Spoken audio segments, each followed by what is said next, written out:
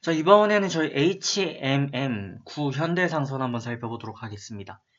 자, 현대상선 같은 경우는 11월 달 급등하는 시기에도 저희가 여러 차례 말씀 좀 드려왔었고, 당시 라인 대응도 저희가 잘 했던 것으로 기억이 됩니다. 그래서 11월 초 같은 경우는 11선 2평 대응, 해서 이동평균선 11선을 기준으로 대응 말씀도 좀 드린 바가 있었고요.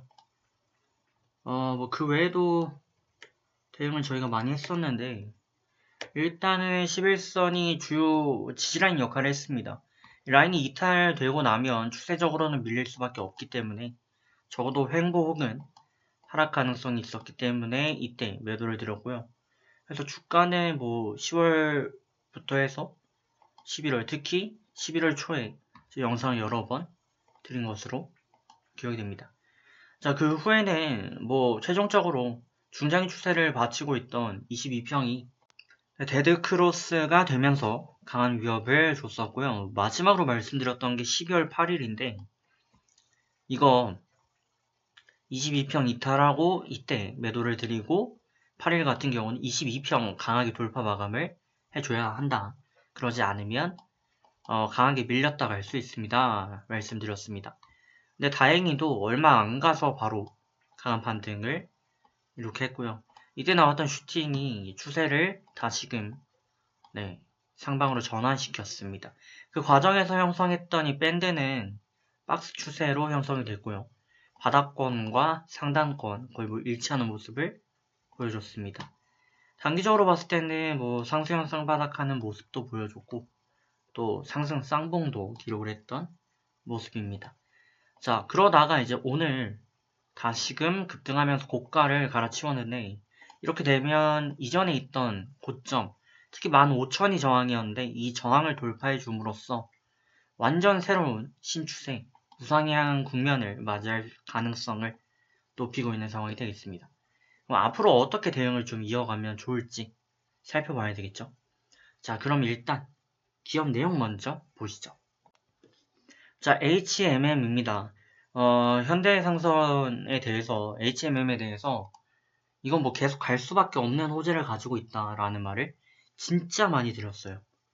한진해운이 파산을 하고 나서, 없어지고 나서부터 뭐 사실상 해운업은 HMM의 독점 체제로 이루어지고 있었고, 그 상황에서 제가 계속해서 말씀드렸던 부분은 해운운임 관련해가지고 뭐 코로나뿐만이 아니라 사실은 뭐 어느 정도 예견된 내용인데 국내 화물 물량을 감당하지 못하니까 그거 먼저 다시 한번 좀 말씀을 드릴까요? 이렇게 한국이 있고 그죠? 미국이 있으면 미국이 있다 칩시다. 그럼 여기서 이제 왔다 갔다 할 때 원래는 여기 인천항을 들렸다가 이제 중국을 가고 중국에서도 인천항 들렸다가 미국을 갔단 말이죠. 왜? 배를 채워야 되니까. 그죠? 배, 그, 해운으로서 어느 정도 좀 채워가야 되는데, 그러지 못한 측면이 좀 있었습니다. 그러다 보니까 중간에 이제 거점지를 인천으로도 삼고 해서 다녔었죠. 그러니까 정부에서 봤을 때는 크게 문제가 없었던 거죠. 한진해운이 잘못되더라도 HMM과 또 해외 이런 해운업들이 결국에는 좀 도와주지 않을까 해서 뭐 크게 지장 없다라고 했는데 코로나 포스트 시대에 진입을 했고요. 이 선사들은 한국을 경유하지 않기 시작했습니다. 왜냐면 중국에서 미국 가는 거, 미국에서 중국 가는 것만 해도 물량이 넘쳐나요. 넘쳐나는데 굳이 한국을 들릴 이유가 없죠.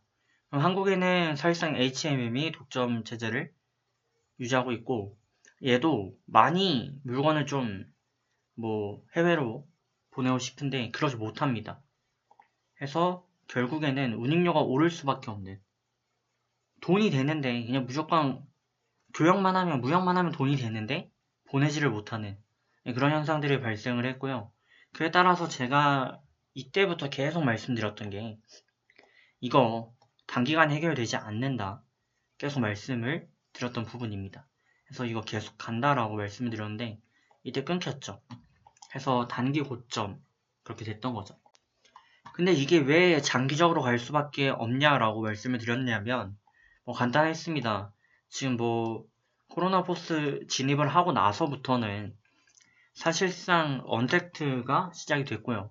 그러다 보니까 화물, 뭐 운송 관련 부분들이 폭주 상태가 되었습니다. 그러다 보니까 그에 따른 물량 부족 현상이 이제 물동량을 해결하지 못한 현상들이 맞물렸고, 거기 추가적으로 이제 좀 화물선들을 좀 구비해야 되는데, 이 정부 계획에 따르면 결국에는 사실상 새로 도입하는데 2년 반 정도? 그렇게 걸린다는 거예요. 그러다 보니까 이게 뭐 전혀 해결이 되지 않는 상황이고요. HMM 입장에서도 굳이 뭐 낮은 가격의 해운을 운영할 이유도 없고요.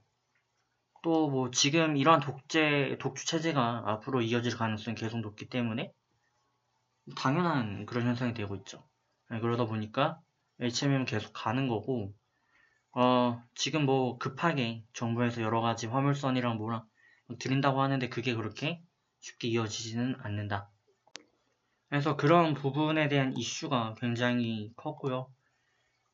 그리고 최근에 보면은 아무래도 일이 좀 힘들죠. 그러다 보니까 노사 갈등이 좀 있었고, 뭐 연간 최대 실적 달성 뭐 이런 부분도 있었고요. 뭐 물류 대란을 좀 피하긴 했는데 지금 같은 경우는 이때 보시면은 임단료 극적 타결해서 파업은 피했다라는 내용들도 보실 수가 있습니다. 그래서 결론적으로는 컨테이너선 해상 화물 운송을 주사업으로 하고 있는 HMM에게는 더 없는 호재가 계속해서 되고 있고요. 뭐 어쩔 수 없이 앞으로 이러한 흐름은 앞으로도 1년 정도는 좀 유지될 가능성이 높은 그런 상황이 되겠습니다. 뭐 해외에도 배가 다 부족하니까요. 한국이라고 배가 널널할 일은 없겠죠. 네. 해서 가고 있는 건데 길어졌네요. 앞으로 어떻게 대응을 좀 이어가면 좋을지. 제가 HMM을 아무래도 좀 오랜만에 보다 보니까 좀 길어지는 것 같습니다. 양해 부탁드리고요. HMM 같은 경우는 추세적으로 지금 잘 받침이 되고 있는데 오늘 신추세 뚫었다고 말씀드렸어요. 근데 15,000이 뭐 거의 시가로 잡혔거든요. 그래서 단기적으로 대응하시는 게 일봉상으로는 바람직하지 않고요. 현재는 분봉상 대응을 가시는데 일단 22평 60분봉상 22평 대응을 먼저 갑니다. 그래서 이거 이탈 마감하지 않으면 계속 가져가시고요. 이탈 마감하게 되면 매도하고 다시 돌파한다. 주가 돌파 마감한다. 그러면 다시 재매수 가능합니다. 단기적으로는 5일선 진짜 원래는 진짜 짧게 보면 5일선 대응도 가능한데 종목의 특성상 잡주가 아니니까요. 저희가 아무리 급등 중이어도 기업의 어느 정도 캐릭터를 좀 감안했을 때 나쁘지 않은 대응으로 좀 가야 될 것 같습니다. 60분 봉상 22평 대응 이어주시길 바라겠습니다. 자, 그러면 저는 잠시 후 뵙도록 하겠습니다.